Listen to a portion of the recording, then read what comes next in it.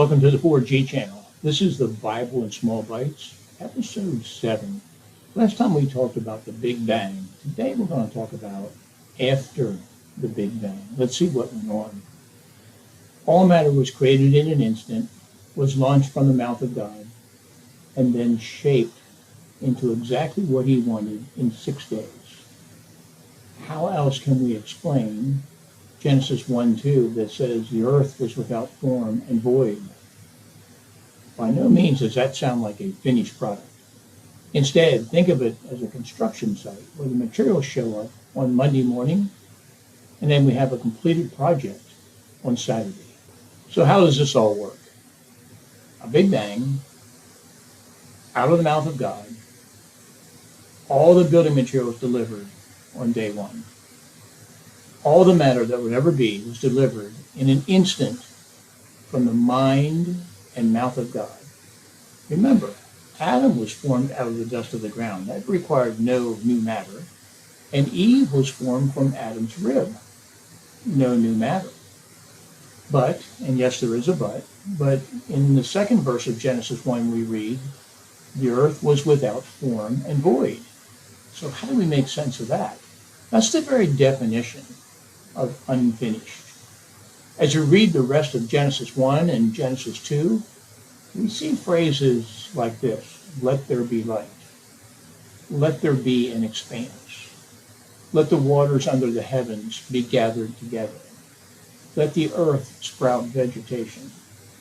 These phrases are all indicative of shaping and forming that which existed but was chaotic into an orderly creation. And as we read on, we see this. So God created the great sea creatures and every living creature that moves.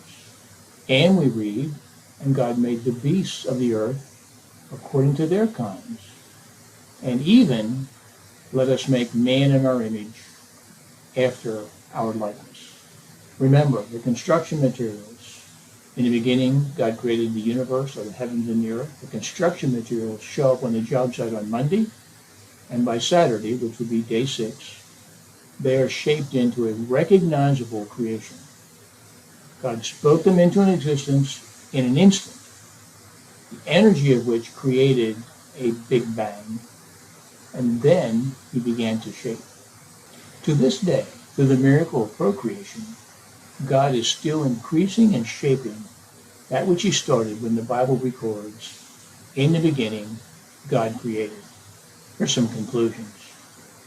There could have been a gap between Genesis 1:1 and Genesis 1:2 of days, weeks, months, or any number of years, really, that you could imagine. We assume everything showed up on day 1, time continued normally, and 6 solar days later, creation's complete. That's probably the most popular theory, and maybe the most plausible.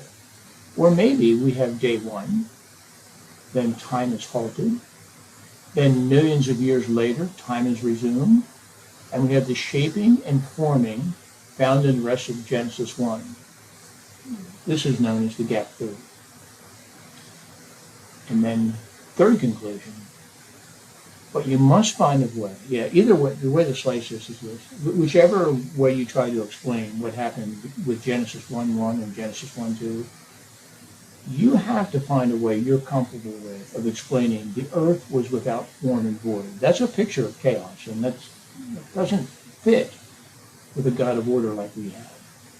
Because a disorderly creation at the beginning must be reconciled with the orderly creation that we have now. If you like my channel, if you like this content, please like it, share it. If you're willing, please subscribe to the channel. It'll cost you nothing, and it'll help us get the word out. Thank you.